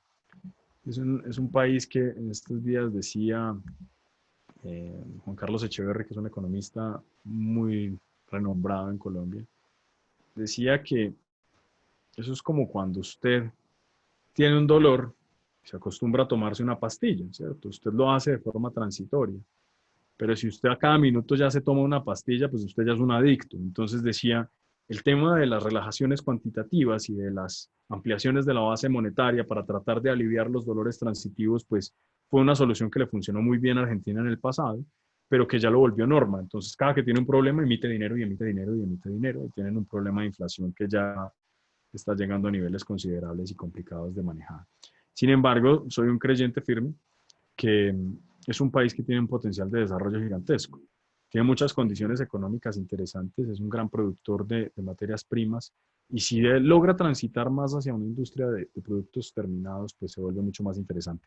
Este ETF toma como las 25 principales empresas de Argentina y me ha parecido muy triste porque en los últimos años ha dejado de tener empresas industriales y ha empezado a tener muchos bancos. Entonces ahí está BBVA Argentina, está Santander Argentina, sí, como toda esa suerte de neocolonización que tenemos, eh, que nos muestra es un debilitamiento, una tercerización de las economías latinoamericanas. Eso me parece complejo. Pero tenía un profesor que fue durante muchos años el vicepresidente de, del Chase Manhattan Bank, el profesor Kevin Mulvaney, fue mi profesor de fusiones y adquisiciones. Y algún día hablando sobre Colombia, él me dijo, mire, lo peor que usted puede hacer es estigmatizar una economía. Esté vigilándola. Él decía, a mí me tocó ver pasar a la China comunista convertirse en uno de los países más importantes para el capitalismo a nivel mundial, me tocó ver caer el muro de Berlín, me tocó ver pasar de, bueno, infinidad de fenómenos que se dieron en una aceleración tan rápida que nos cuesta todavía entenderlos, pero definitivamente creo que pueden venir oportunidades, creo que hay que estar observando. Hay una clave, que eso sí se los digo también, frase de mi profesor John Edmonds, decía, hay dos tipos de clase media en Latinoamérica y son clase media que ahorran en el exterior y clase media que no lo hace. La diferencia es que los que no lo hacen se empobrecen de un día para otro y nunca entienden por qué. Entonces, si ustedes están en Argentina, en Colombia, en Ecuador, en Chile, una clave creo que es, o en México, una clave es ahorren en dólares en cualquier posición, compren acciones en dólares, compren bonos en dólares, hagan alguna vaina en dólares. ¿Sí? Ante choques macroeconómicos como el que vivimos con la pandemia, pues lo vivimos. Pasamos de un dólar de 3.200 pesos a un dólar de 4.200 pesos en cuestión de una semana. Eh, yo les digo, pues yo estaba en Portugal en esos días y entonces pues me llegaba la cuenta de un café de Starbucks de 32.000 pesos. Yo decía, un cafecito de 32.000 pesos, así, aquí mis ahorros no son nada, tienden a cero. Pues claro, el ahorrar en dólares nos defiende de este tipo de situaciones. Yo creo que yo logré solventar muy bien todo el tema de la pandemia, muy tranquilos en estas situaciones, porque la gran mayoría de mi patrimonio pues la tenía en dólares. Eso me permitió pues también ahorita traer una parte interesante y hacer una inversión con mi familia muy chévere. Listo. Ta, ta, ta, ta, ta, ta, ta. ¿Qué pienso de Latinoamérica? Ya desde el punto de vista más amplio, que si tiene futuro, hombre, yo creo que tienen que cambiar muchas cosas. Eh, a veces me da como mucha frustración pensar que estamos peleando por una causa perdida, pero también dicen eso, que las únicas causas por las que vale la pena pelear son las causas perdidas. Mire, yo creo que Colombia y Latinoamérica en general es un continente lleno de posibilidades, que sigue centrado pensando en que su riqueza está les muestro esto, yo le digo la Biblia Negra. La Biblia Negra es el libro, es mi libro de crecimiento económico. Este libro es de Daron Acemoglu, es summa cum laude del London School of Economics. Acemoglu dice aquí en una parte que hay 4 hipótesis posibles para el desarrollo. Dice, la primera es la suerte, y es que los países se desarrollan por suerte. Pues la descarta de tajo porque dice, bueno, explíqueme por qué la suerte... Un trueno durísimo. Eh, la suerte. Entonces dice, la suerte definitivamente no es, porque la suerte pues no ha llevado, digamos, a un sostenimiento en el crecimiento y en el desarrollo económico. La segunda dice la dotación de recursos naturales, que ahí yo veo muy enfocado en nuestro continente. La gente cree que nuestra riqueza está en el subsuelo y que la riqueza está en que tenemos dos costas y que la riqueza está en que sube la corriente de Humboldt. Y creo que ahí no hemos entendido la lección. O sea, la dotación vale, pero lo que vale es lo que usted sepa hacer con ella. Ustedes ven que en cualquier parte del mundo hay un sitio de aguas termales y se vuelve el centro hotelero del planeta. Nosotros tenemos aquí aguas termales y no hay ni siquiera donde dormir. O sea, son cosas que para mí son todavía muy absurdas de comprender. Nosotros tenemos una riqueza enorme, pero si eso no lo convertimos en algo, pues tampoco sirve para nada. La tercera que se juegan es la cultura, y ellos hacen un comparativo para demostrarlo, y es San Antonio, Texas, contra San Antonio, contra el vecino de San Antonio, que es, no me acuerdo qué pueblo de México, y dice, bueno, San Antonio, Texas contra cosas, pues los divide una talanquera de la Guardia Migratoria, ¿cierto? Y dice, bueno, ¿y qué cambia entre San Antonio, si los dos compartieron, son familiares en su mayoría incluso, simplemente los divide una talanquera? Entonces, ¿qué cambia en la cultura? Entonces encuentran pues que San Antonio, Texas funciona súper bien y que el sur pues la cosa no funciona tan bien. Dan mil ejemplos las instituciones. Y la tercera hipótesis que tienen es la hipótesis institucional, es una hipótesis que creo que me parece funcional. Y ellos dicen, miren, justicia, usted tener instituciones públicas que den soporte a lo básico para que la gente pueda subsistir y para que pueda tener acceso a cosas básicas, pero que tenga justicia, que se respeten los contratos, que haya una relación de confianza, que hayan instituciones de corte inclusivo, es decir, que hayan un recorte de privilegios, no porque los privilegios sean malos per se, los privilegios son muy buenos para los que los viven, pero en general ellos dicen el tema de los monopolios, digamos que uno en Colombia, uno quiere competirle a otro sector y no, pues eso es un pecado. Eh, entonces, digamos, Avianca en algún momento trató de entrar a Qatar Airlines a Colombia y no lo dejaron entrar, porque no, ¿cómo así que le iba a competir a Avianca? Entonces no lo dejaron entrar, ellos querían tener incluso una subbase en Bogotá y no los dejaron entrar. Entonces ahí es donde uno va como que las normas están hechas muchas veces para proteger a algunos sectores. Miren el sector financiero colombiano. Es una de las poquitas bancas en el mundo que le permiten hacer de todo. Hacen créditos hipotecarios, tarjetas de crédito, fondos de pensiones, bolsa. Los bancos en Colombia pueden hacer de todo. Si ustedes miran en Estados Unidos, pues esa es una de las normas que al desmontarlas fue uno de los generadores de la crisis del 2008. No me acuerdo, es la ley Siegel, no sé qué.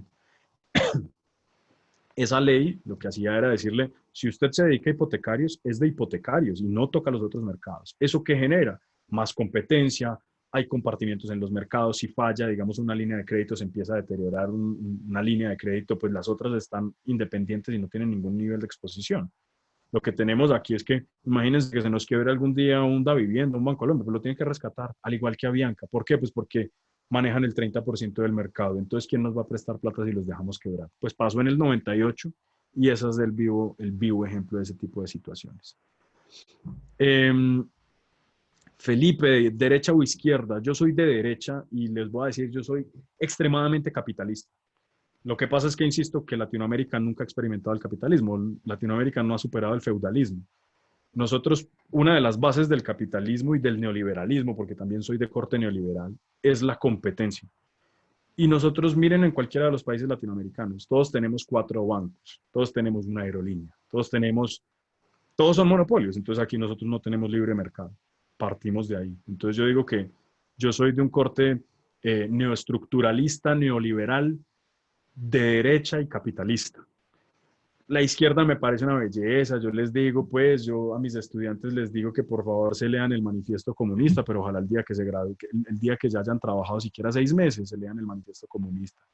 Porque es muy poético, es una visión, yo digo, muy optimista de lo que puede ser el ser humano. El ser humano, eh, pues todo podría ser armonía, paz y belleza, todos podríamos estar unidos de la mano y compartir todo lo que tenemos, pero hay algo claro y lo demuestran la hipótesis de eficiencia de mercado, perdón, la hipótesis evolutiva de Andrew Lo, y es que si nosotros no estamos sujetos a un ambiente de competencia, realmente no mejoramos. Eso es algo que los seres humanos hemos demostrado y lo han demostrado los países socialistas.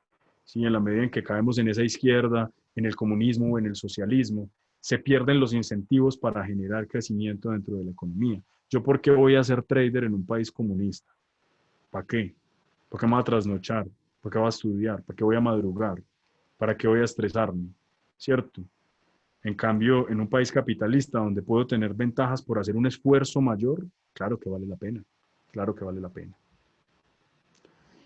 Santiago, Estados Unidos deja de ser la primera potencia mundial. Miren, yo creo que Estados Unidos con Trump tuvo un golpe muy fuerte y es que renunció a ser el líder mundial. Hace poquito, ni más ni menos, estábamos trabajando con Horizonte Europa, que es el programa de investigaciones más ambicioso que ha creado el mundo en su existencia. Horizonte Europa va a financiar una barbaridad, son como 200, son más o menos 300 y pico de billones de euros en investigación. Dentro de esos, formación doctoral, formación de alto nivel, cupos para maestrías, plata para investigación, toda la que se imaginen digamos, objetivos del desarrollo sostenible.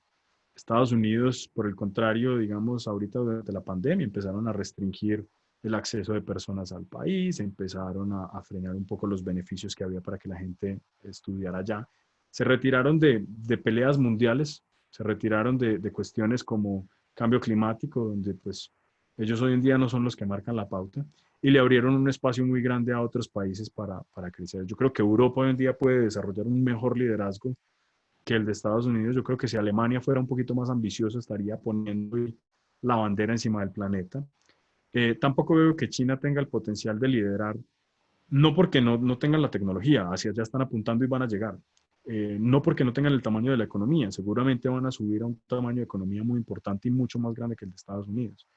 Pero realmente lo que pasa es que creo que los vínculos de confianza con ellos no son tan claros. ¿Sí? Es algo que me cuesta comprender. Creo que es un país que todavía maneja mucha información oculta y una agenda oculta muy potente, ¿cierto? Uno no sabe con ellos a qué se atiene. Uno con los gringos por lo menos sabe a qué se atiene, con los alemanes también. Uno sabe que no lo quieren, pero bueno, que son mala gentes con todo el mundo, no porque seamos nosotros. Eh, claro, Carlos, mira, hay una vaina. Mira, yo tengo por ejemplo aquí una que es Boston Royalties, es Boston Properties, perdón, esta acción. Eh, y si te metes al listado de ETFs, a la base de datos de ETFs, vas a encontrar que ahí hay real estate. Hay muchos ETFs que invierten en real estate y te pueden dar una medida para analizar mercado. Sí, puedes construir un índice sintético de real estate perfectamente. O simplemente con los indicadores que publican a nivel mundial de compra de vivienda nueva. No sé si estás en Colombia, puedes revisar el indicador de precio de la vivienda nueva que construye Banco de la República y construye también un precio de la vivienda usada. Esos pues pueden ser algunos activos. Mira, por aquí si buscas por tipo de fondo, por industria, puedes buscar real estate.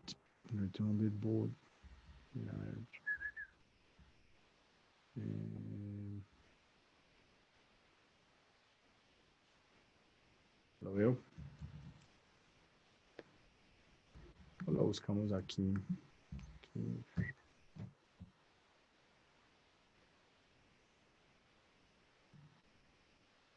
Aquí está Home Builders, en la parte de construcción, pero debe haber otra de los servicios ya más ligados a toda la parte de... Este está como en los sectores de Damodarán. Ahí están más o menos todos los sectores de Damodarán, pero espérate, busquemos uno porque está aquí.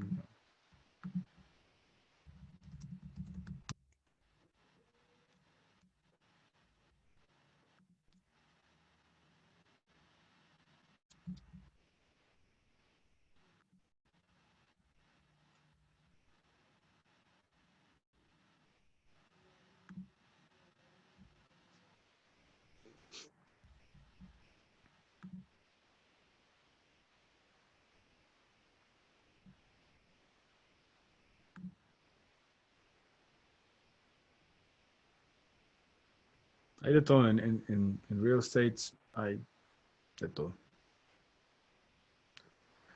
Juan Sepúlveda, ¿qué opina del liberalismo? Que no hay un pensamiento más noble en el mundo reflejado desde todo punto de vista que el liberalismo.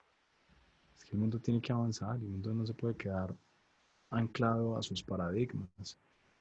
Eh, y digamos, yo creo que el corte y el neoliberalismo a nivel económico creo que ha sido muy mal interpretado, pero definitivamente un, es un tipo de... Mira, aquí está Real Estate, 44 fondos de Real Estate. Además el libertarismo. Yo creo que no hay una virtud más grande que la libertad. Eso es lo último que uno debería, uno por choques que tenga a veces con el pensamiento de las demás personas, siempre tiene que primar la libertad por encima de cualquier otra consideración. Mira, todos estos fondos son de real estate, para que le peguen una revisadita. Aquí la estructura que tienen y ahí puedes tener claro un poco cómo funciona esto. Dime, ¿qué me preguntaste? No veo. ¿Qué recomienda para las personas que estamos a punto de comenzar en real? Eh,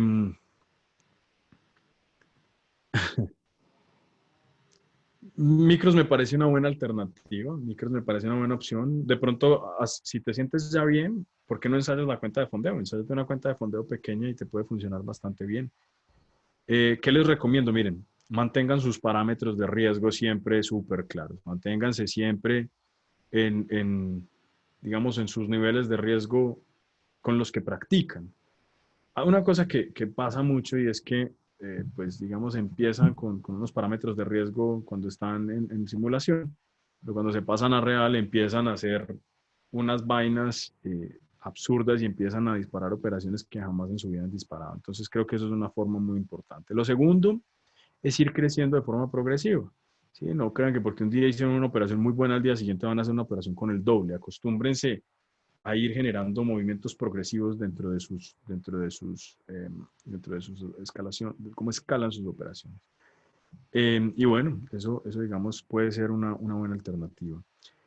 Eh, y te recomiendo ver una revisadita a mis seminarios sobre psicotrading, creo que son bien interesantes para una persona que está arrancando, digamos, para uno empezar a acostumbrarse a la exigencia que tiene este tipo de profesión. Eh,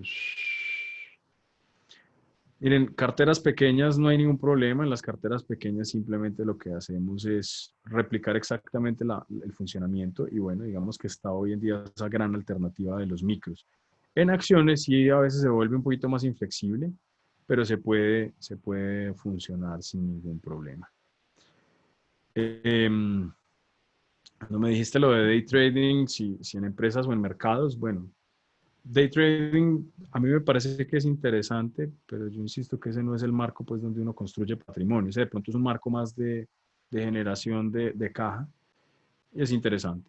Digamos, el swing trading, que es más lo que yo practico, es más un enfoque de generación de patrimonios, de crecimiento de patrimonio, no tanto de generación de caja en corto plazo, aunque pues yo les muestro mis rentabilidades y pues creo que hay muy poquitos traders en day trading que son capaces de ganarme en eso, pero bueno. Así funciona. Guadalupe, Torres, qué pena que no vi tu pregunta. Mira, yo recomiendo comprar acciones directamente como trader, porque es que comprar directamente con empresas puede ser en mercados privados y las empresas en mercados privados tienen un problema muy grande y es que no tienen mucha liquidez. Si te toca el día que quieres vender, tienes que ofrecerla dentro de la asamblea, entonces no, cómprala desde brokers, desde plataformas. Creo que es mucho más sano hacerlo de esa manera, tiene más liquidez, puedes liquidar tu operación, puedes convertirla en efectivo mucho más rápido. No veo más preguntas de él. Bueno, listo.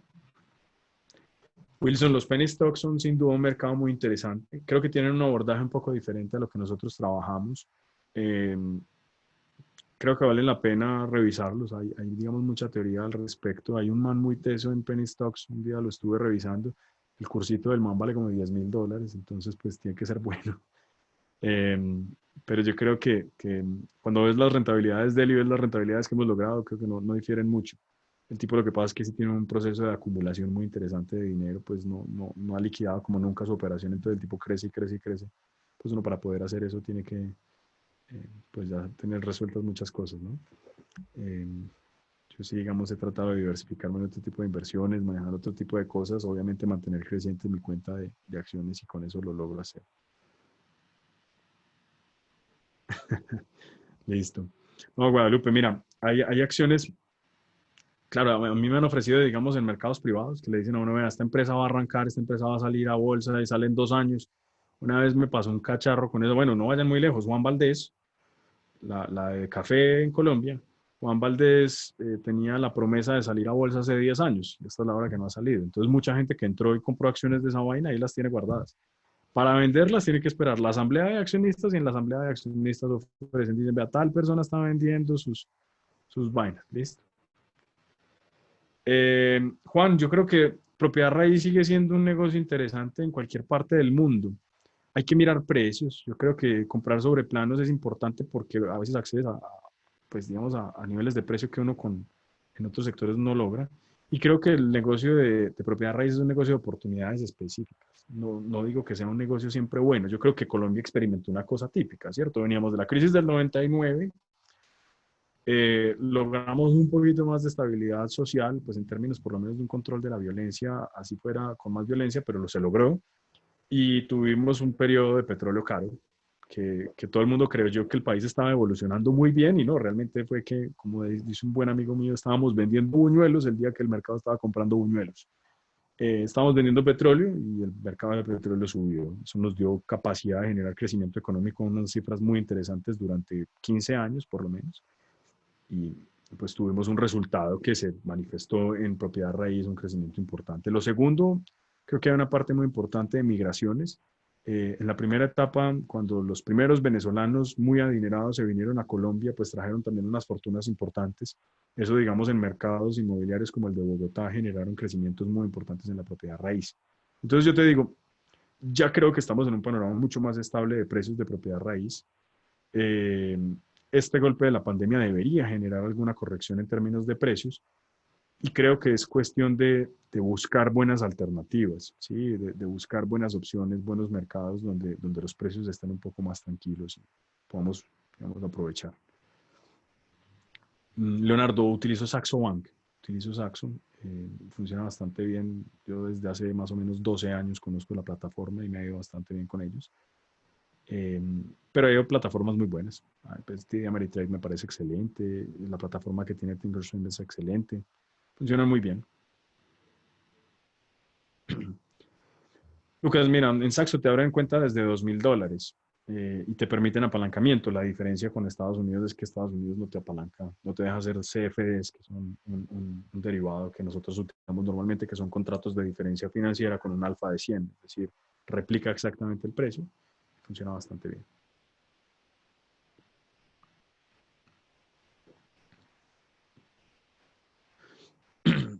Bueno, Víctor, el tema de la inflación, pues, esa no es, yo creo que una mayor preocupación en este momento, menos en Argentina. Pero la inflación sí tiene una cosa y es que está demostrando una demanda insuficiente. Es decir, que los mercados están anémicos, que los mercados no hay presión desde la demanda y creo que se va a demorar un tiempo para subir. Ojalá no entremos en una fase de deflación. Creo que es muy probable en algunas economías que entremos en deflación. Ojalá que no. Ojalá que no. Santiago, creo que es una buena forma. Micros y después cuentas de fondeo o micros y crecerla para minis. Te digo, digamos, mira, por ejemplo, en acciones hay un listado muy grande, si lo buscas en Google, de empresas que hoy en día te hacen fondeo, cuentas de fondeo para acciones. Yo creo que la mayoría está muy relacionado con cuentas de fondeo en futuros. Pero si miran cuentas de fondeo en acciones, también hay muchísimas y son muy bacanas también. Entonces creo que es mirar oportunidades. Em, para mí las acciones, yo les digo, para mí, insisto en esa vaina. En estos días estaba botándole corriente, pues como al recuento de este año, a mirar qué funcionó. Y yo les digo, el rey de las inversiones son las acciones. Una maravilla. Para mí son el top. Claro, los futuros tienen mucha liquidez, los futuros tienen mucha movilidad, tienen mucha flexibilidad por los microcontratos y por todas esas vainas, tienen muy buen apalancamiento, pero las acciones son una delicia.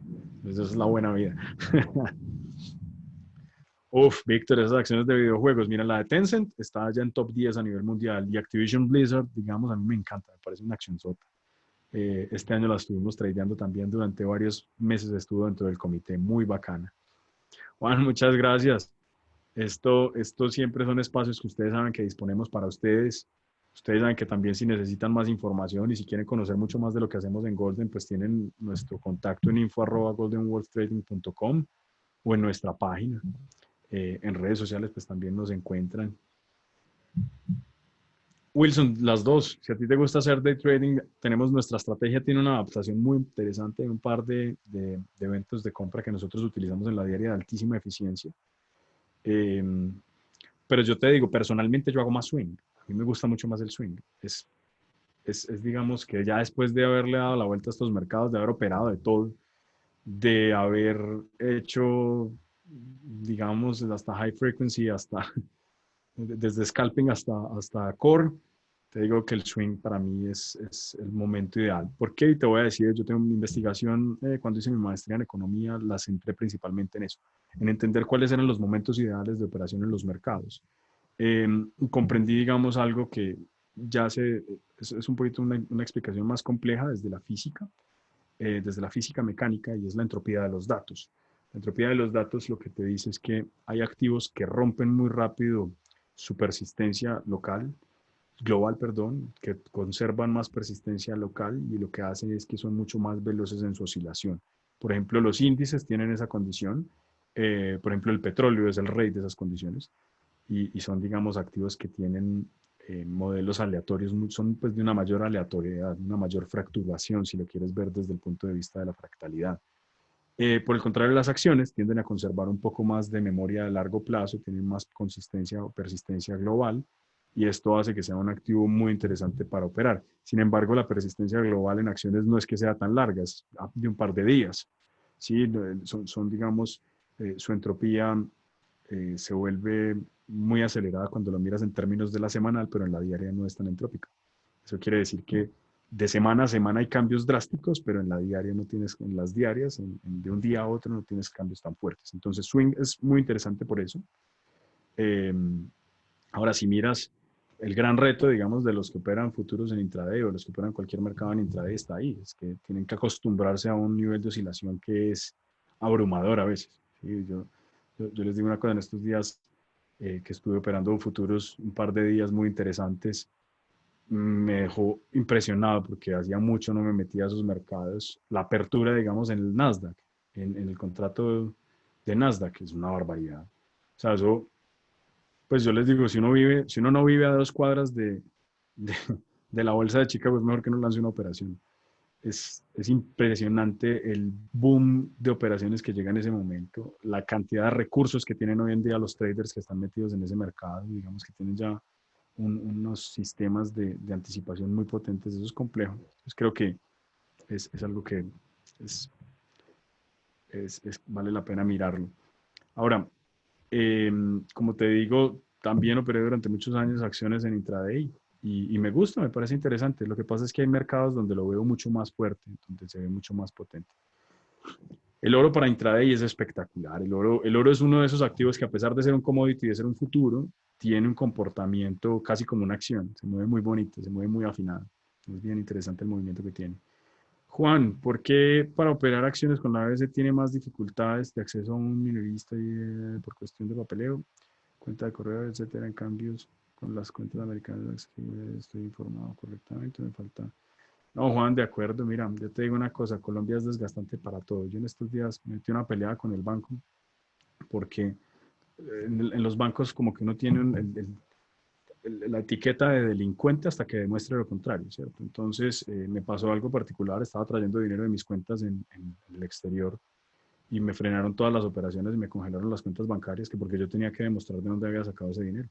Entonces yo le dije, bueno, no tengo ningún problema, ya le mando los extractos de mis cuentas en el exterior. Cuando mandé los extractos, me dijo, sí, bueno, tenemos 5 días para revisarlo. Y digo, más, y entonces yo tengo que estar 5 días sin dinero por culpa de ustedes, porque ustedes quieren revisar a ver si no soy un delincuente. No, son unos degenerados. Yo les digo, yo detesto los bancos en Colombia. Me parecen lo peor, lo peor, lo peor. Uno es un delincuente, la plata que tiene, pues es mala vida. O sea, uno no tiene la culpa de haber nacido en un país de narcotraficantes, pero quien tiene la información la tienen son ellos. Y bueno, y si necesitan tener unos mecanismos de verificación, háganlos, pero sean eficientes por lo menos en los mecanismos de verificación. Eso me parece un desastre. Y, y el problema en Colombia no es solamente el papeleo. Te voy a decir dónde está el problema más grande. Está en los costos transaccionales. Colombia es costosísimo para operar. Mientras a ti en una cuenta, en cualquier broker decente en el exterior, te cobran más o menos el 0.1% de comisión por una operación, En Colombia te cobran alrededor del 1% y en algunas operaciones hasta el 3%. Eso es una barbaridad. Sí, mientras tú allá pagas, no sé, $15 por una operación de $25.000, en Colombia pagas 150.000 pesos por una operación de 10 millones de pesos. Eso es una barbaridad. Eso me parece absurdo.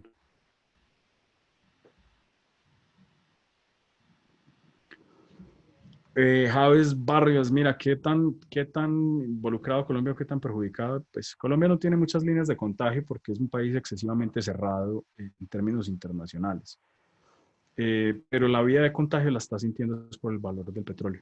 El petróleo, como es su principal producto de exportación, si tú revisas un poco el índice de complejidad económica, vas a encontrar que Colombia tiene una dependencia absurda del petróleo. Petróleo, café, carbón. Espérate, te muestro económica.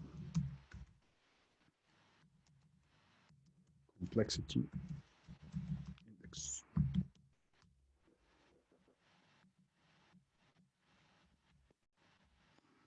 Aquí está. El índice de complejidad económica muestra exactamente eso. Sí, hay una deficiencia dentro del material exportable y espérate mientras carga eso porque la página es un poquito pesada. Vamos viendo.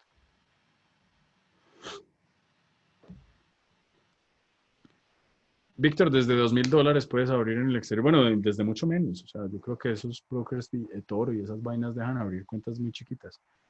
Saxo Bank te deja abrir desde $3.000 más o menos. Desde $2.000 te deja abrir.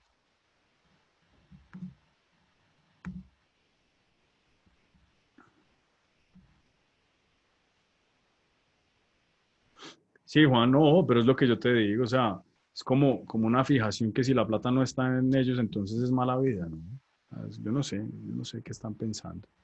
A mí pues me parece decepcionante. Cuando me preguntaron qué futuro le veo a Latinoamérica, yo creo que esa es una de las cosas que hay que romper. O sea, el poder que tienen los bancos en Latinoamérica es una barbaridad. Esa gente hace lo que le da la gana con uno. Y uno no tiene derecho a decir nada. Si todo es con topes. Usted no puede traer más plata de tanto, usted no puede abrir una cuenta así. Si usted va a abrir una cuenta en otro país, entonces tiene que explicarles por qué. Uno tiene que, mejor dicho, con ellos, pues lo que ellos digan. Eso me parece un desastre. Eso me parece que es de los sectores más dañinos que hay a nivel latinoamericano. Son una barbaridad. Y ni hablar pues de otras latitudes. Vayan a Brasil o vayan a México para que vean cómo funcionan. Igualitos o peores.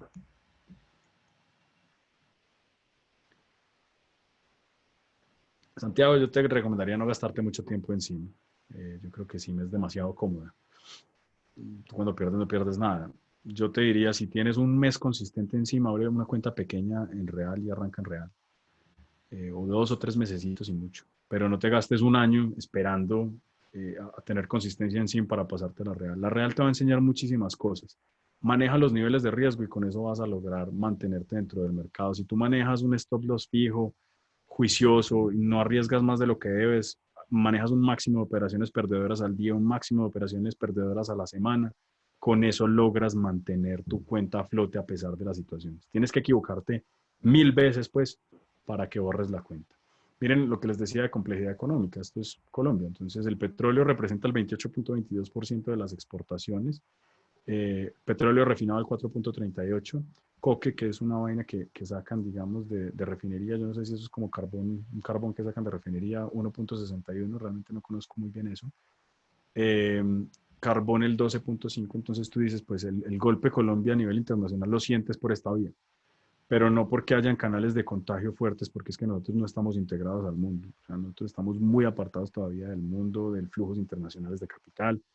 A nosotros nos hablan de capitales golondrina, pero eso aquí nunca ha existido. Realmente lo que uno encuentra son colombianos desde fondos en Panamá o de fondos offshore invirtiendo en Colombia. Entonces, pues no es realmente que haya un flujo tan potente de especuladores entrando acá.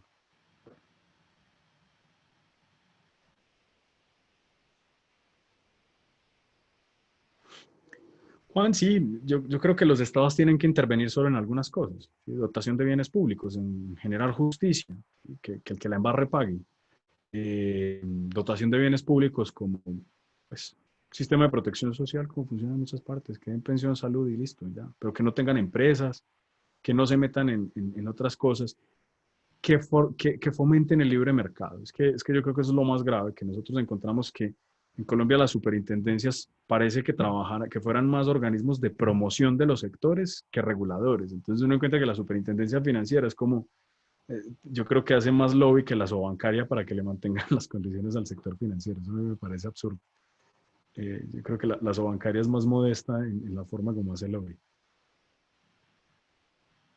Sí, Felipe, en general todos son costosos en eso. Hay mecanismos, digamos, pues que uno va a buscar de pronto una rentabilidad mejor afuera. Creo que esa es la defensa que uno tiene allí.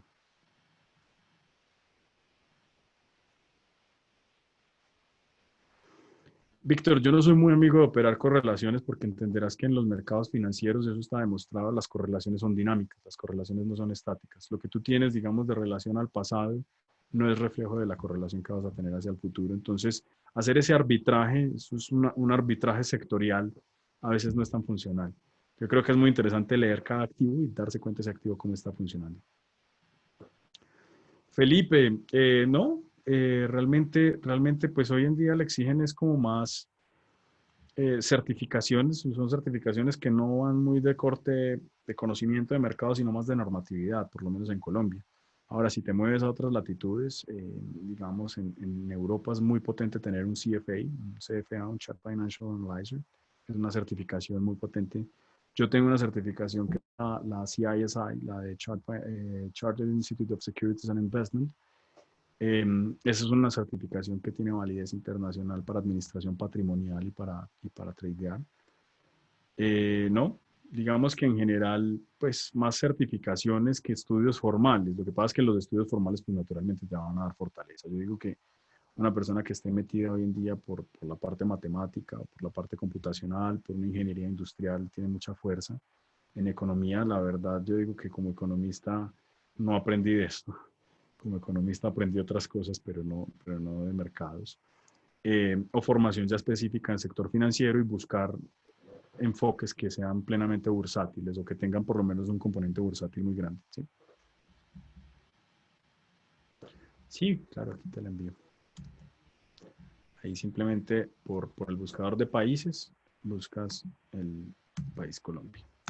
Pues muchachos, pues bueno, queríamos compartir este espacio con ustedes. Les agradezco mucho el tiempo, espero que lo hayan disfrutado. Ya vamos perfilando nuestro cierre de año y pues claramente era bien interesante entrar y compartir un poco de cómo ha sido el panorama general. Por lo pronto, pues ustedes tienen nuestras redes, si tienen alguna pregunta, alguna duda adicional, pues con muchísimo gusto se las contestamos. Y por lo pronto, bueno, que tengan un resto de feliz semana, una feliz Navidad y un feliz 2021. Espero que el 2021 nos vaya un poco mejor en trading. Este nos fue excelente, pero más que en el trading, que nos vaya también bien en el resto de cosas.